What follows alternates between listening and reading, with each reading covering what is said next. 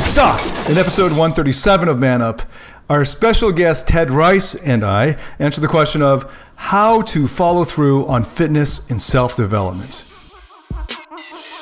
Masculinity for the intelligent man. I'm David Tian, Ph.D, and this is Man Up! Hey guys, this is David Tian, Ph.D, and for over the past 10 years I've been helping hundreds of thousands of people in over 87 countries attain success in life and love through the application of ancient wisdom and cutting-edge research. And welcome to episode 137 of Man Up, and I'm very honored and excited to have Ted Ryce on this episode. And so before Ted gets to introduce himself, so hey Ted. What's going on, David? Hey, Happy to be here. Yeah, so you're in Miami. And, Miami Beach. Miami Beach, man. And what time is it for you over there? It is 9:18 a.m. on Sunday morning. Oh, it's Sunday morning. Wow, Cool. I really appreciate you taking the Sunday morning out for us. I'm 8:18 p.m. Sunday in Bangkok. So I met Ted at the recent Under 21 convention in Orlando a couple months ago. And it was kind of funny because I had actually read, I think it was on Anthony Johnson's Facebook, it had come up on my home feed, that there was a story in Miami or in Florida of your family, it turns out, but I didn't know it was you. Like I read the story in a news thing, and I was thinking, man, this is tough and crazy. This is horrible. And then I didn't notice, he probably posted saying Ted Ryce will be coming to speak at the convention, but I didn't read that part. So I just read it as news, and then, I just put it away in my mind. And then you came up on stage and started to introduce yourself, tell your story. And I'm like, holy shit, this is the guy from the news thing I was reading. And it was relatively recent. I think it was reporting about your sister, and then it reported about you and how you had where you had gone since then and how much you had done. I was so excited that you were here. I was like so excited to meet you after having read that, and I didn't know you were going to be at the event. So that was pretty exciting. And you have a very empowering message. So I thought we'd start off with that. But the question that we're answering today is a question I got from a fan question. Why is it so difficult to follow through on self-development? So the context of the question was, there are all these things I know I need to do, including watching your courses, watching your free videos, and then going out and trying them out and implementing them. But I end up staying at home all day, watching more videos on YouTube or whatever, and I don't go out there except when I play Pokemon Go. Oh yeah. So that's the context of the question, and I thought, you'd be a great guy to ask about that. Also, because I've tried a part of month 2 of one of your fitness programs, and that was a lot of fun. And I want to share about that. And but I wanted to start with how your journey and the things that you've gone through. And I know on other, you've been public speaking and giving the story around the world for years already. So there's a long version of it, which guys can go and find. So I don't want to rush you through it, because I really want to respect the experience you went through. But man, I'm based out here, and a lot of my work with live clients is in Singapore, which is like a utopia. Like it literally is like a government engineered perfection. And the biggest, their biggest news is that the subway broke down, for half an hour or something. Yeah, or someone got their cell phone stolen. Yeah, right. Yeah. So, but all these guys are crying because it's relative. It's relative. Like the pain is always relative. So they're crying over extremely first world problems. And it's one thing to say, look, our grandparents and my parents went through world wars.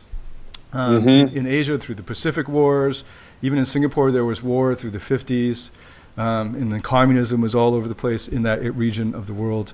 So, but that's so far removed from their reality.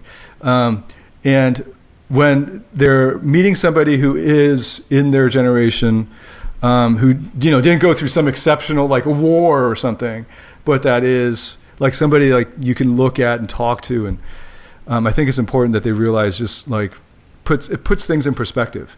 So I'm like, toughen up, man. You got nothing to cry over.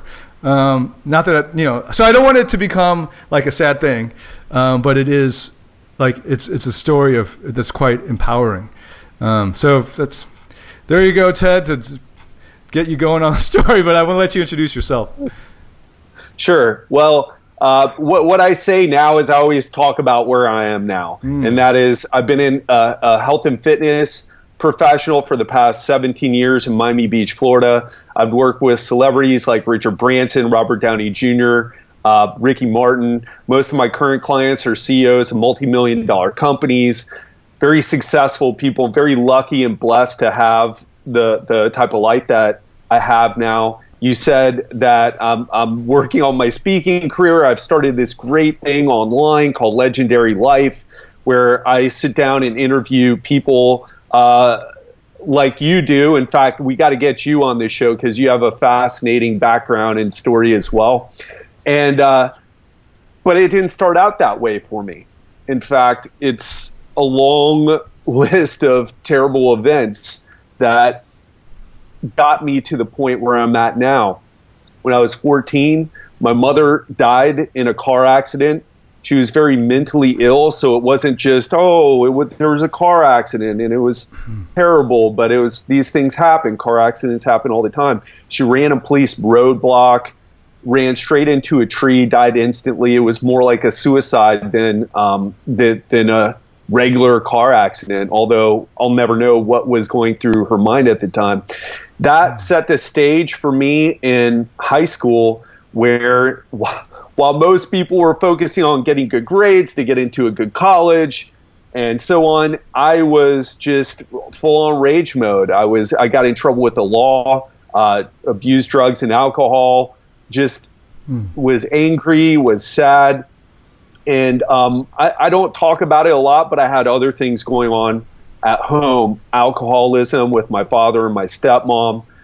So it wasn't like something bad happened and I had a supportive environment. It was something bad happened, my mom died, and I was already living in this really bad environment. And I don't want to overblow it either, because my parents were both attorneys and they had advanced degrees and they helped me progress in some ways. Reading, they made me spell anti-disestablishmentarianism when I was 8 years old. But it wasn't a supportive environment. And so I was just lost, nowhere to turn to except my friends in high school, and I got into a lot of trouble. But I did get through high school, and when I got into college, things started to look up. I was on my own because my parents said, listen, we're not going to kick you out on the street, but we couldn't live together. They put me up in an apartment. Again, I come from, that's pretty privileged, and I was grateful for that experience. So I lived on my own and went to college. And I started to come out of that darkness of my mother's death and the bad situation I had at home. I could pick my classes. As you know, you got a ton of school underneath your belt, David, with your Ph.D. You can choose what you want to study. You could choose, you meet all these interesting people. And I started getting good grades for the first time in my life. I started getting straight A's. I started doing well on math. And I became a math tutor even. And I wanted to study neuroscience because I was so fascinated with my mother's mental illness, with my sadness and depression, which goes back to what we're going to talk about today. We sometimes know what we need to do, but we're not in control of ourselves, right? We feel like, well, I'm this autonomous human being with free will, and, we can't get ourselves to do what we know we need to do to improve our lives. I was fascinated by it, and I learned more about the brain, and I thought, man, there's gold in here, right? Unfortunately, the winning streak didn't last long. When I was 19, my 9-year-old brother disappeared, and it became big news in my community in Miami. It made it to the national news level. Some of your international some of your people outside, some of your listeners outside the United States aren't really going to understand, but it was on Oprah. My parents went on Oprah, and there was searches for him, and he was nowhere to be found. And it was hell, right? That hell of not knowing what happened. Sleepless nights. The FBI got involved, interrogated me, my friend who was babysitting my brother at the time because my parents were on vacation, and the rest of my family as well. And no sign of him, right? And after what seemed more like 3 years, although it was only 3 months, we finally found out what had happened. I got a call from an FBI agent in the middle of the night at 4 a.m., and he told me what had happened. And my brother had been kidnapped that day. He went missing and was taken to a trailer, sexually assaulted, and ended up murdered. So when I found that out, it just sent me in a tailspin in my life. And I don't want to spend, like you said, I don't want to make this into a downer, but well, these are the facts. These are the facts. Yeah. And the whole message is that you can get through whatever it is that you're going through in your life. So if you're listening and you're like, man, that's a crazy story, it goes on. My sister ended up committing suicide, as you referenced earlier. You were reading a story about that. But my message is that you can get through anything. And one of the things that got me through was health and fitness. And the other part was personal development, the things that we're going to be talking about today.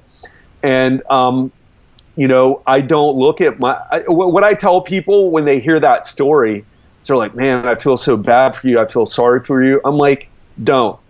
Because there's people, like you said earlier, David, who don't have any big war, big tragedy in their life, and they're upset about it. And I don't want to say that I don't have my moments, but I'm living the life that I'm on the path to live the life that I really want to live. And it comes down to what we do, not our external circumstances. Wow, that is such a powerful story. Like I heard it live in Orlando. I'm hearing it now, and I've just to prep this, I heard it a couple other places on the internet, and every time, man, it's just wow. So much respect for what you've gone through and the depth that you must have now emotionally. We were talking about method acting, and that's one of those things that, I led a pretty sheltered life until I went out and looked for trouble, really. I had to create obstacles. But even a sheltered life in itself is a problem, right? But one of the reasons I'm going to method acting was to enter these other lives and these alternative roads or life roads, that to get me that depth, because otherwise life is a really amazing roller coaster when you embrace it, and as long as you come out the other end, and it's on the up, right? You gotta. So let's get to the question, because I could go on for hours with you here discussing all of the things that you, like the personal development and the fitness, and that's always the danger, is going on forever. So I'm trying to stay focused and answering the question of what is it that keeps people from following through, and how can they follow through? How can they stay with their commitments? Sure. Do you have a quick answer to that? Because I know, basically it's all of self-development, but do you have a... Sure. Yeah. I want to share, I have a perspective that I want to share. And what I said when I introduced myself is that I work with these celebrities and CEOs of multi-million-dollar companies, entrepreneurs. Some of them are worth hundreds of millions. And I want to tell you that everybody has the same issue, right? My clients, I can think of all my clients right now, there's only one of them. Now, these are guys who are very successful, hardworking, made a lot of money, heads of their companies, started their companies. They won't exercise if I'm not there. Right. Or if they don't get a trainer. they have the same thing. Why? Because we all make the same excuses. I'm too busy. I can't do it. I can't, I don't have time. I need to spend the time working. And we all face resistance. And I say that because I think we put some people up on pedestals and think that, they have it all together. Not me. I'm this loser with all these problems, but they have it all together. It's like, no, they got part of their life together.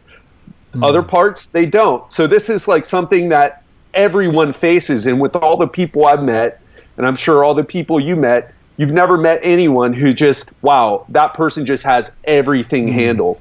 We're all humans in progress. Yes. Yeah.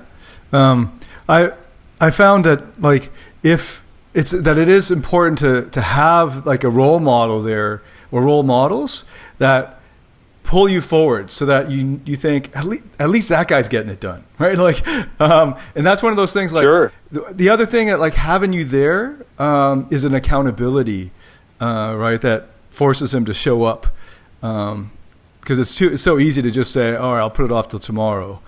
And what I found is like the biggest thing I can do for a guy is to teach him how to establish a habit, and I think this is true for fitness, right? Like, I'd rather a guy do 1 push-up a day. Like, if you can't do anything, just remember you can do 1 pull-up a day. Just that's all you can do. You can definitely do that. It's like 2 seconds, right? And getting him on that consistency of, every day or almost every day, just doing a little bit. Because then after a week of 1 pull-up a day, maybe 2 pull-ups, or like 1 push-up, maybe 2 push-ups. And maybe he'll get bored because now he's 2. He's on the ground already. Might as well do a few more. He's on the ground. And then that builds. And over time, you establish this habit where you don't think about it, but it just happens. And I'm on board 100% with that. Yeah. So, well, let's talk about, because I've been dying to talk about the experience I had trying out your CEO Strength. Well, one thing I've been actually meaning to ask you was, what's it like training? What did you do? What was the program for, like Robert Downey Jr.? Because he does some action movies, right? So what like did he do something like CEO Strength? Well, that I trained Robert when he came. When I was actually met Robert through a real estate developer, very very well known real estate developer here in Miami Beach, and I trained him for a while. He said, "Hey, do you want to train Robert?" And I was like, yeah, Robert Downey Jr. I was like, yeah, sure, let's do it. And I grew up with this movie. Yeah, let me see if I can fit him in the schedule. Yeah, it seems like a couple. Yeah, and I grew up watching him on the big screen. And this was after all the debacle, all the craziness that had happened in his life, waking up in his neighbor's bed and all that. Yeah, and he was amazing. On his way. I've already forgotten about all that because I know, he's right? done so much since then. But yeah, I remember now. Yeah, and this was after he started doing Wing Chun, which was, I know is a martial art, the one that kind of Bruce Lee started out with, and he hadn't done Iron Man 1 yet. He was getting in shape for the role, and I was training him just when he was in Miami. And we did, functional movement. Not quite. I think I'm a better trainer. So this was maybe 10 years ago from the first movie, because I kind of got away from training for a while. Okay, right. And which is a whole nother subject. Training celebrities doesn't lead to automatic success, right? Story for another podcast. But what had happened, I took him through some workouts and using a lot of body weight exercise, but also traditional exercise. I think I'm way better now, but we were using balls and doing pike push-ups and all types of ab exercises and a lot of body weight exercise, but more functional stuff because he was into the martial arts. But I'll tell you, I was a purple belt in Brazilian Jiu-Jitsu at the time, and I was like, man, Wing Chun, it's cool, right? But you got to try this Brazilian Jiu-Jitsu, and he started messing around, the Wing Chun stuff, and I ankle picked him. I put him down on his butt, nicely, gently. He was like, "Oh yeah, you see that? Yeah, I see that." It's like, yeah, it's a different perspective, but yeah, it was cool training him. You know, it was very, very cool guy. And just a side story is he said we hit it off. He said, "Hey man, if you ever make it out to LA, I would be glad to show you around, introduce you to some people, like once in a lifetime opportunity." And as soon as he said that, because I had such bad social anxiety in those days, I like, as soon as he said, I was like, "I'm never doing that. No way, I can't." Right. And passed up on that opportunity because, like what we're talking about, I didn't follow through on it, and I could have very easily done that. Yeah, right. So, wow, it's a nice segue back into the question.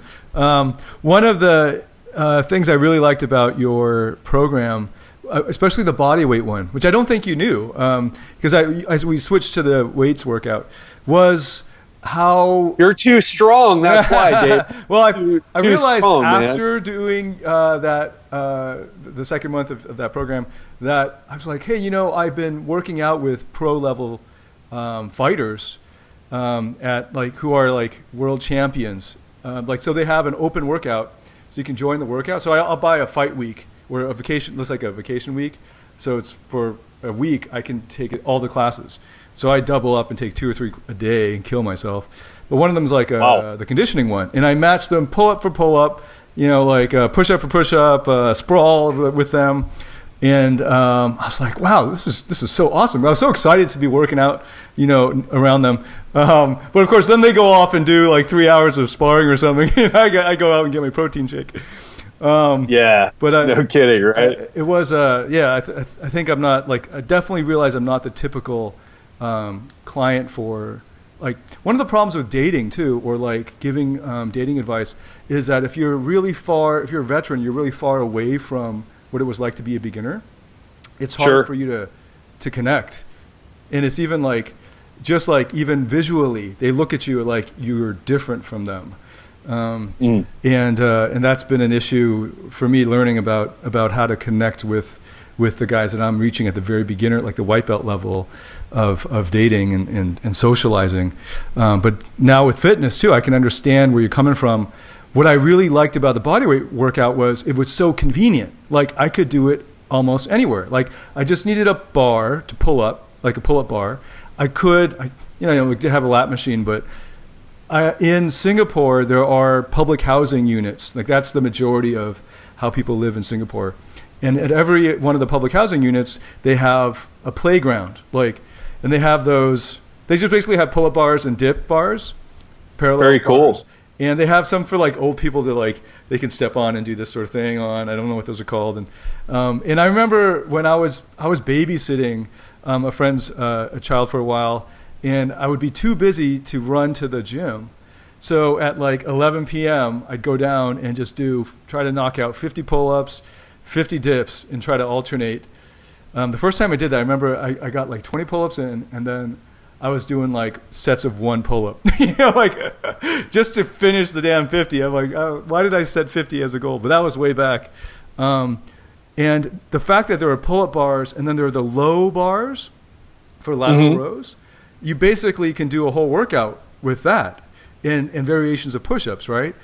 So you have this body weight routine that doesn't require a guy to actually have a gym membership, right? And it doesn't require him to go all the way to the gym. And that removes a barrier for a lot of guys, for a lot of people, for why they don't work out. Because the farther away your gym is from where you're sleeping, the less chance you're going to actually work out, right? And the best way to work out is have a home gym or just downstairs. So one thing, a lot of Singaporean guys, I want to get them to work out, but they have this whole mentality about gymming. I ask them, what do you do at the gym? Oh, I work out. What do you do? I work out. And I see them, they just they don't know what they're doing. They don't know intensity. Yeah. They don't know timing and all this. So following a proper exercise regimen that's not because I used to recommend P90X, but it's too involved. It's 70, sometimes if you do the ab ripper after the weight stays, then every day you're looking at 60 to 75 minutes of actual workout time, right? This is not including changing the DVD, and setting it up, right? It's like, that actually is a lot of time for a lot of people who, so it's an easy thing to put off. But like I remember one day I tried to test myself how fast I could do the bodyweight workout because I had to rush to breakfast, which was ending soon. And I knocked it out in like 22 minutes. And before that, I was doing it in like 45 minutes, taking longer rests between sets and trying to go max weight on those things. And then I was like, man, what if I just go for it? And what I loved was I was used to working out for 75 minutes. And to like get that feeling of the endorphins and all that in 22. Sure. And then it's a full, when you do like pull-ups and like lateral rows, it's a full body workout because your core is always engaged. And it was a great feeling. Like I felt like I earned the breakfast. Yeah. Well, I'll tell you, P90X, I think it's a better program than what a lot of people are on. But I have people who did the P90X and they didn't know where to go, or they did the Body Beast, they didn't know where to go afterward. And what I would say about what you're talking about, I think you're a special individual as well. For you and your goals, I would have had to write. You're special, David. I always need people affirming me. That's always special guy. But with a guy like you, who's a bit freakish with your fitness and strength level for your size, I would have had to write like kind of an advanced workout that isn't appropriate for anyone else in the group. This group is for people who can't even do a pull-up to maybe 5 pull-ups. But once you get up to your level, it gets very difficult to change the routines, to challenge you with the routines, because we know it works. And you said something great, like the P90X is 60 to 70 minutes. You're going to get, and some of the bodybuilding programs you shared with me that you were following beforehand, you get better results if you're spending 45 minutes in the gym, 50 minutes in the gym. You don't have to do that, but we know with exercise, there is kind of a more is better thing. That's why P90X is 6 days a week, right? More is kind of better. So with you, it would have been better to maybe do some pull-up drop sets, or to even add a weighted vest, but you travel so much, the weighted vest thing, man, is getting that through security. Yeah. No, it's not a suicide vest, I promise. It only looks like one, Yeah, I'll pay extra for it. Yeah. But when I started getting serious about fitness, I couldn't even do 5 pull-ups.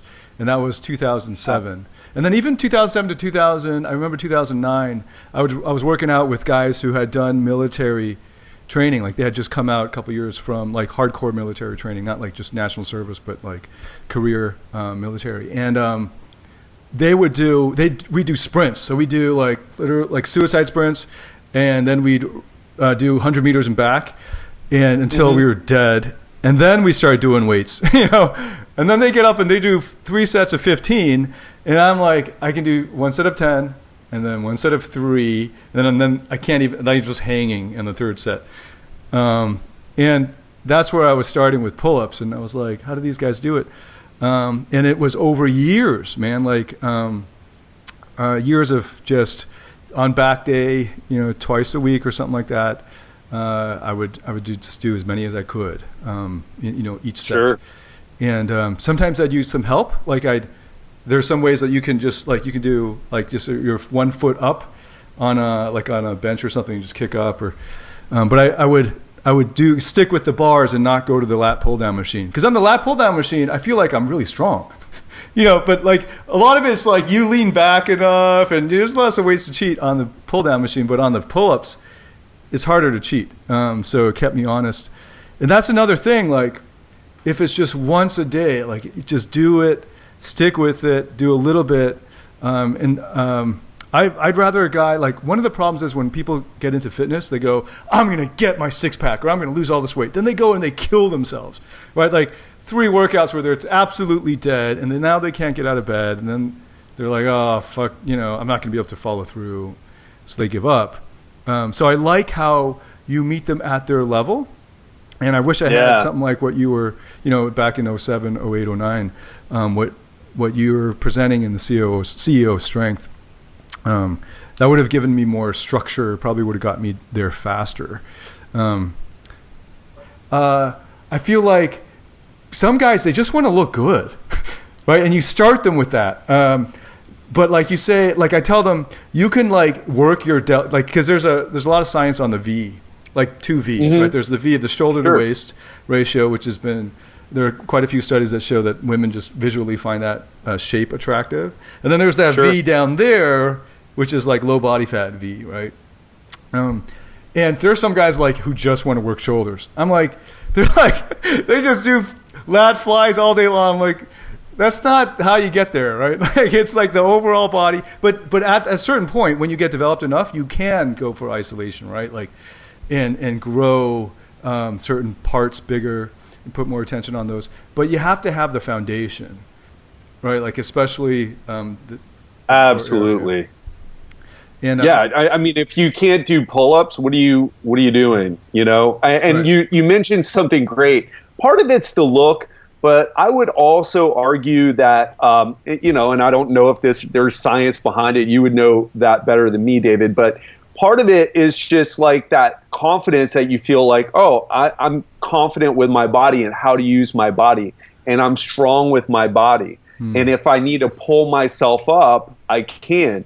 Some of the most insecure people I've ever met are some of the biggest bodybuilder type of guys. And I'm talking about the really big guys. And it's like, well, because they're not. Yes. I think there's something that comes from martial arts and something that comes from mastering your body weight and knowing that you can move and you have the strength to pull up, to dip, to do a muscle up, that gives you a level of confidence in yourself that you can't get from, a 500-pound leg press, locked in, all safe on your back. And part of it, I think, is what I just said, the safety. There's no fear. There's no challenge, right? If you do a handstand, man, you can fall over and hurt yourself if you're doing an L-sit, stuff like that. I think that it's got a more athletic quality and does something different to your brain. Again, never got my Ph.D. in neuroscience, so I don't know, but I have a suspicion that there's something a little bit different about mastering the movements as opposed to locking yourself into a position in a machine and just lifting there. Yeah. And it's also, you probably will get a lot more injuries if you just do heavy in machines and you're just doing this sort of thing. Do you have handstands in any of the programs? Because that's awesome. That's quite advanced. I want to create something that's more advanced where we're doing planches, handstands, front levers, back levers, something, my own take on gymnastic strength training. And I say gymnastic strength training because it's not gymnastics or body weight training for a particular, like to do a backflip. It's really to build your body, to build your strength, to build that foundational strength. So I haven't written that yet. That's what I do for my own workouts. That's what I'm working on now. Oh, cool. So not yet. Yeah, in the movement training I've been doing, we've been doing quite a few handstands where I start off on the ground. Well, like basically parallel with my feet up on the wall, and then I walk myself up. And then I bring my hands, I move back as far as I can to the wall, and then try to just go. So I'm working my way there, and it freaked me out the first time. Like being upside down, just supported by your hands, and like you could just suddenly, it was just a mental thing. But it was a great, just overall workout, just activated everything, down to my knees, I suppose. And it was. I've been really loving that whole. Like, I know that when I go back to, like, I don't like bicep curls anymore. I don't like the little movements. It just doesn't excite me. I think that the blood's not flowing through the whole body the way it does when you do compound and activating the core kind of movements, the bigger movements. And there's a lot of research. In fact, this is pretty well known now among the scientific community, that if you're hormonally, we pick up each other's hormones through our olfactory nerves. So that's why dogs have the most. They have like 300. I think they have like 30 to, I can't remember, 30 or 300 times more sensory perception in their noses than we do, and they can smell things like whether somebody has cancer. And that's pretty well documented. Oh, yeah. And they can smell when a woman is menstruating. Like they can smell hormones and hormonal changes. And there's been a lot of research that shows that women unconsciously smell men who have high testosterone and low testosterone. They distinguish between that, and then they perceive it as visually that person's good looking or not.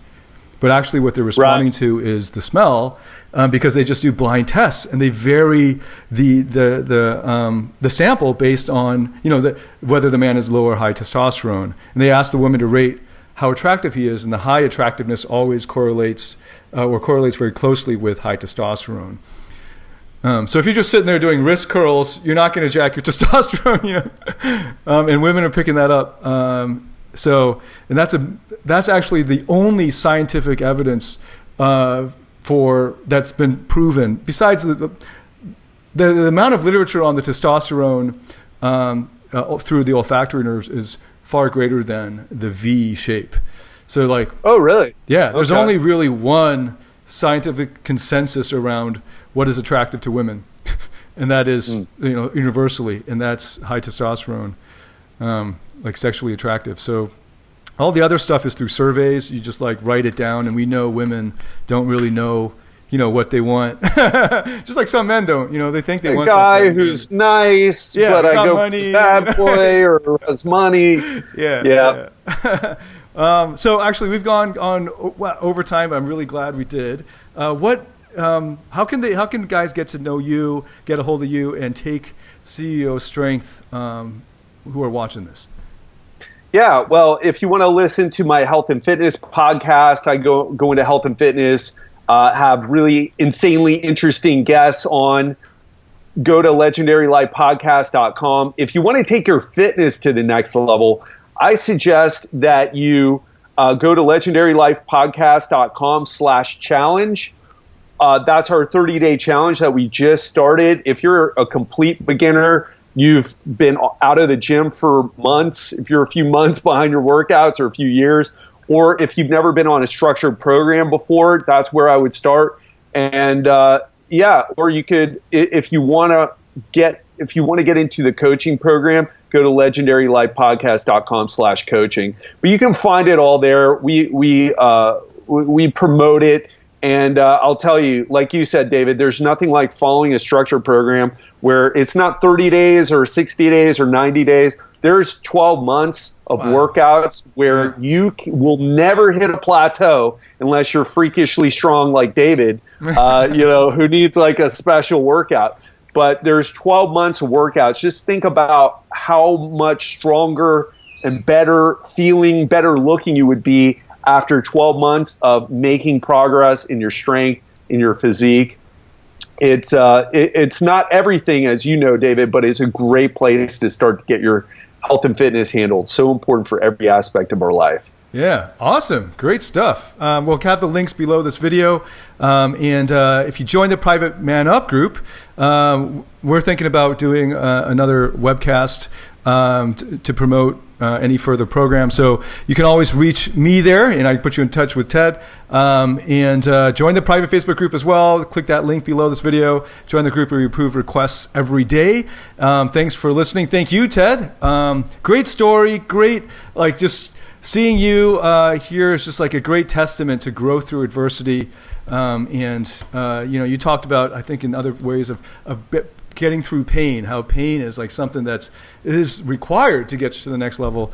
Just great perspectives on everything. I could go on forever with you, but we're going to have to end it here. Thanks so much, and I'll see you guys in the private Facebook group. Oh, until then, man up!